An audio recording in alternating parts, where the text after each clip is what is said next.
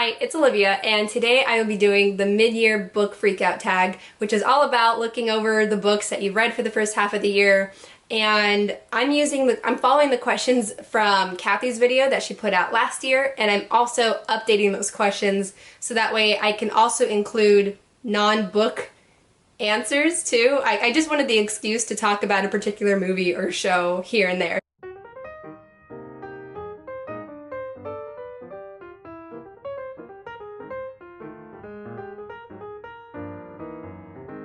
Before I start, I'm just going to share my current reads. The first I just started today is The Jasmine Throne, and I can't say much about it because I've only read the prologue so far, but the other thing that I'm currently reading is this brick called The Big Book of Science Fiction. I came across this because I was looking for a particular short story and saw that it was in here, and then I saw that it was edited. This came out in 2016. It was edited by Anne and Jeff Vandermeer, and I thought, Jeff Vandermeer? This Jeff? Yeah, I really enjoyed Annihilation and the movie. I've only read a couple of the short stories so far, but I can tell this is going to become one of my favorite things. I'm so impressed by the range of authors that are included. There's authors from, I think it said, over 25 different countries, and so there's a number of translated works and authors who you don't immediately think do science fiction. Maybe you think of them normally as like a fantasy writer, like George R.R. Martin. He's in here. I also feel like it is a great way for me to kind of dip my toes into certain authors' works instead of committing to an entire massive series. So the first question is, what's the best thing you've read and or watched this year? For the book, I'm so sorry that I'm so indecisive, but I literally cannot decide. The first option would be a short story from here called The Last Question by Isaac Asimov.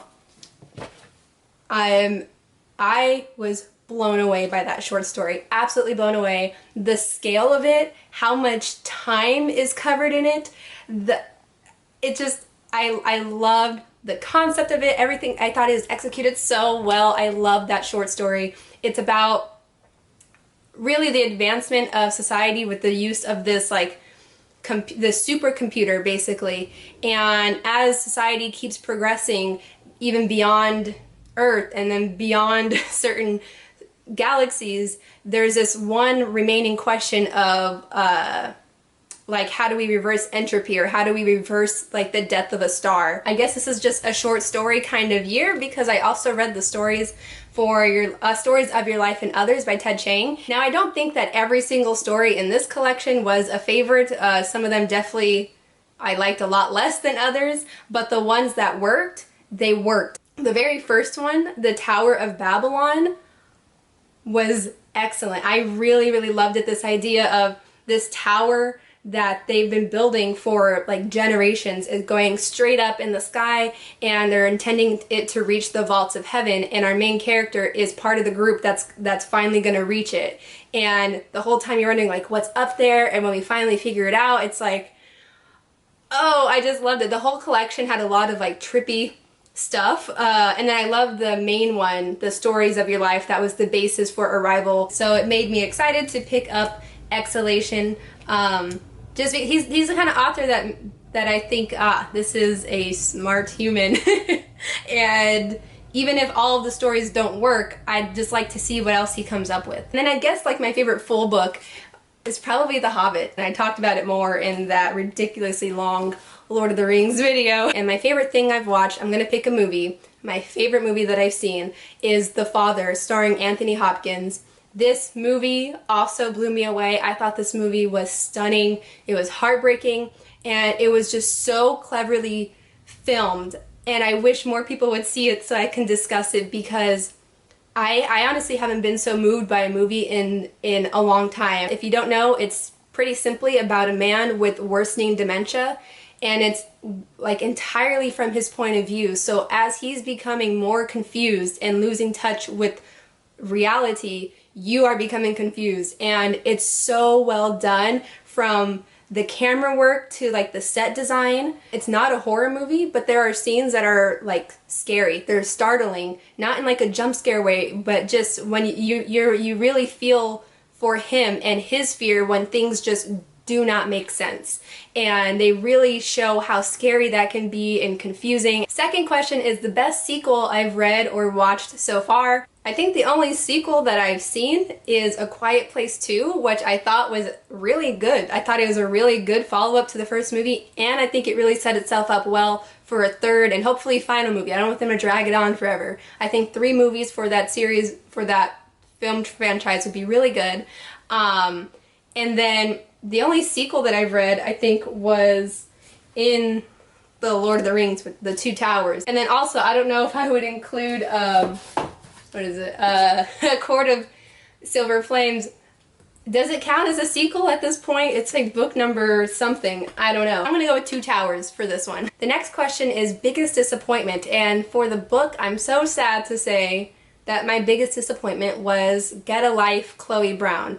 I'm so sad to say that because I know this was well loved and I really had high expectations going into this one, but I would say my biggest criticism is that it just felt so mediocre. Like there was nothing, I was like waiting for the excitement of the story and it just never came. I wish I had more to say of like specifically what was wrong with it, but it's just more so that there was nothing spectacular about it, and that made it all the more disappointing knowing how much it's so well loved. I really hope I don't feel the same way about the other Brown Sisters books. I do think I'll give another one a chance. And then easily the biggest film disappointment was Godzilla vs. Kong.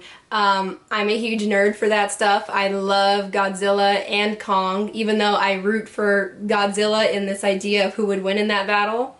I love them both, and there's just so many things wrong with that movie. I honestly, even though I was excited just because I love movie monsters in general, my expectations were quite low because it seemed to be in the same vibe as Godzilla King of Monsters. The movies had like a shift in tone from the 2014 Godzilla, and I really liked that one. It had like a darker tone, a more kind of serious tone. And I know that they didn't show Godzilla much in that movie, but when he showed up, it was epic every moment. And like there's a huge scene where, you know, as Hollywood does, they always gotta destroy that Golden State Bridge. But it's so good. That scene's one of my favorite movie scenes.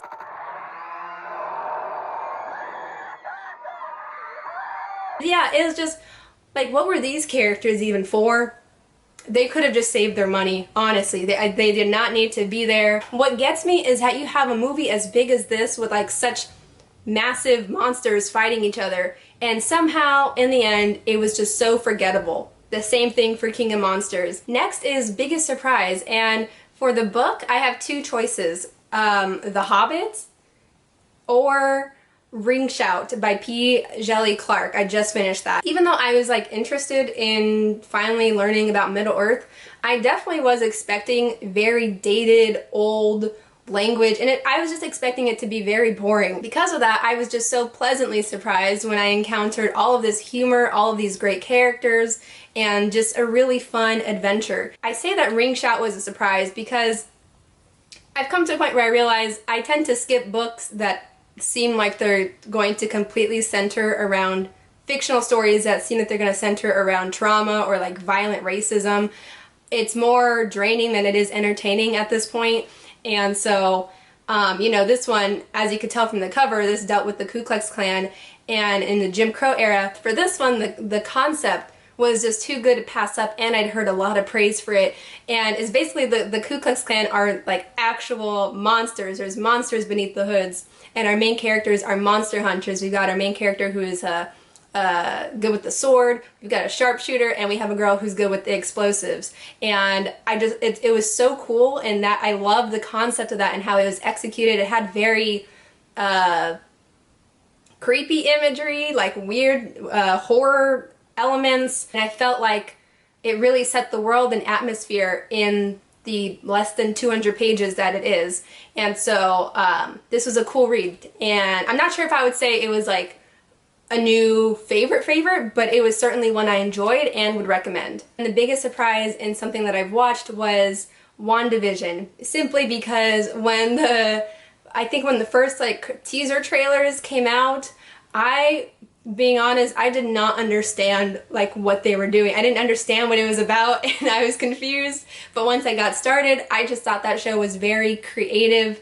And it was cool to look at. It just looked nice visually. Overall, I thought it was a really fun show. Next question is a favorite new author, debut or new to you, or new media. So for the books, first I'm gonna go with Joanna Ho, paired with an illustrator, Young Ho. They collaborated for the book Eyes That Kiss in the Corners, and it is such a beautiful picture book, and I'm going to talk more about it in an upcoming picture book recommendations video. I'm so excited. I filmed it months ago and I'm only just now like finishing up the editing. I also read Black Sun, and I really like Rebecca Roanhorse's writing style, and I've heard a lot about her other books, so I definitely look forward to exploring more of her work after I did enjoy Black Sun. Next is newest favorite character.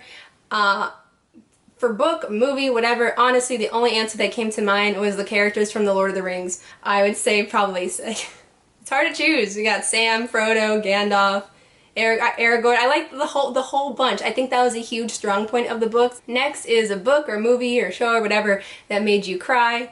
I don't really cry in books, although in the video, the Lord of the Rings video, it sounds like I was crying at this one part, which is kind of like, my voice is not smooth. I'm not going to be narrating any audiobooks anytime soon. My voice cracks all the time, and when I'm being dramatic, it sounded like I was crying in one part of the video.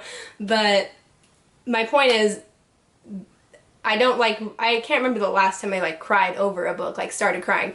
But for a movie, I got emotional with The Father, and that was definitely like the first movie that's happened with in a long time. And then next, a book or movie show that made you happy.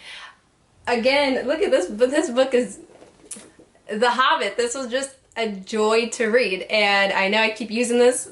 That's what happens when it's a good book. A show that made me happy that I started watching, Legendary. It's on HBO Max. Every time I watch or finish an episode, I feel like dancing or voguing around the house, and I don't even know how to do that, but it makes me want to. Next is my favorite book adaptation that I saw this year, and I'm actually going to go with Shadow and Bone because I had already read Six of Crows and Crooked Kingdom a few years ago, and I was content with just having read that before watching the show, and then the hype was really kicking in a day or two before the show came out, and so I was like, okay, I guess I gotta read Shadow and Bone. And I was not impressed. It was kind of, what did I say about Get a Life, Chloe Brown? That it was like just very mediocre, very average. I think that the show made the Shadow and Bone book plotline specifically much more lively, and I love the visuals and the sound, like the music, whenever the Darkling shows up, his music, it was entertaining, and I'm choosing this as my favorite because I just felt like it was I preferred watching the show, I think, over the book. I don't know if I'll continue on with those books. Actually, you know what will probably happen is that the next season's gonna come out and I'm gonna be like, I don't need to read book 2, and then it'll be the day before and I'll go, okay, I guess I gotta read book 2. Next is favorite video you have done so far this year. I think the Jacaranda tree video was actually my favorite just because the process of making it was really fun. It ended up becoming like a little adventure with my sister of exploring these spots all over Los Angeles, where we were searching for all the spots of jacaranda trees, which are these beautiful purple trees, and editing it was fun. The Lord of the Rings video, I really loved the final outcome of it, but I can't say it was all that fun behind the scenes editing it. Next category is Wildcard. I just put this here so I can talk about anything else that I wanted to mention that didn't really fit into those other questions. And so the first is I Contain Multitudes, The Microbes Within Us and a Grander View of Life by Ed Yong. He's the one I mentioned earlier. I think that this really did exactly what it said it would do by giving you a different perspective of all the microbes and microorganisms and bacteria and things of that nature around us, and how much, while we tend to think of them of their more negative parts, like the ones that cause disease, we're not so quick to think of the beneficial factors of microbes in us and around us and all they do. And I thought he was just I thought he was a really good writer. He was very clear. It can be like biology heavy, but I don't think he's ever like, you can never understand what he's talking about. He has great metaphors and analogies, and it's not like overwhelming science jargon, you know? And I just thought it was really cool. And also, if you get the physical copy, you've got some cute pictures to go along with it. It was a good read. So it was a really good piece of nonfiction. Oh, that's what I was gonna say. I feel like it reads like a really interesting National Geographic show episode that you'd find on TV. And then I wanted to make sure I mentioned A Court of Silver Flames by Sarah J. Maas. I think this is book 12 that I've now read by her. Coming off of the past 2 installments, I tell you, I really didn't have high hopes for this, and it was following a character who I didn't like. And so by low expectations, I mean, I wasn't expecting an interesting plot, and I was maybe hoping to see previous characters, and I knew that this was definitely going to be a very smutty, very sexy book. And you know what? I think it delivered on that. It delivered on the plot, it delivered on the characters from previous books showing up, and then it was a very, very smutty book. I mean, by the end of this, I was like, you know what? That was fun. Yeah, I did find this entertaining, but I will say, I just have to say, there's this, like I said, this is number 12 of her books that I've read now, but there's this recurring plot point that she has that is, I'm so over it, where there's these pieces of magical junk just all over the place, and for some reason we've got to find it on a little scavenger hunt. Can someone please just collect them all and throw them away? If you want more of my detailed thoughts on that, it should be in my Goodreads. I think for all of these books, I've left a Goodreads review, so it's been a very good year on that front. I think this is the last question. What books do you need to read, or things do I want to see by the end of the year? The first one is a product of living in Procrastination Nation. Dune by Frank Herbert. It's been sitting up there for years, and I was supposed to buddy read this a few years ago. I fell off with that, and of course now I've got a deadline because the new movie is coming out. I have not seen, I think there's an older movie. I genuinely don't know what this is about, and I just know, or the vibe I get is that this is to the science fiction world as Lord of the Rings is to fantasy. I've even avoided the first trailer, and I do plan to do another I read and watched with this. The problem is that I see no way in which I could react to the new movie with, you know, clips, because the copyright overlords would have me in a second. Also, this is a surprise. The Silmarillion by J.R.R. Tolkien. When I finished The Lord of the Rings, I was content with the time I'd spent in Middle-earth. I didn't plan to get around to other works by Tolkien for at least several years. But after posting that video, there are so many people who wanted me to read this that, you know, peer pressure does work. And so here I am with a copy of it, and I think I might try to get around to this year. So that's it. I'd love to know your thoughts on anything I discussed, whether you have an opinion similar or different to mine, and I will see you in another video. Bye.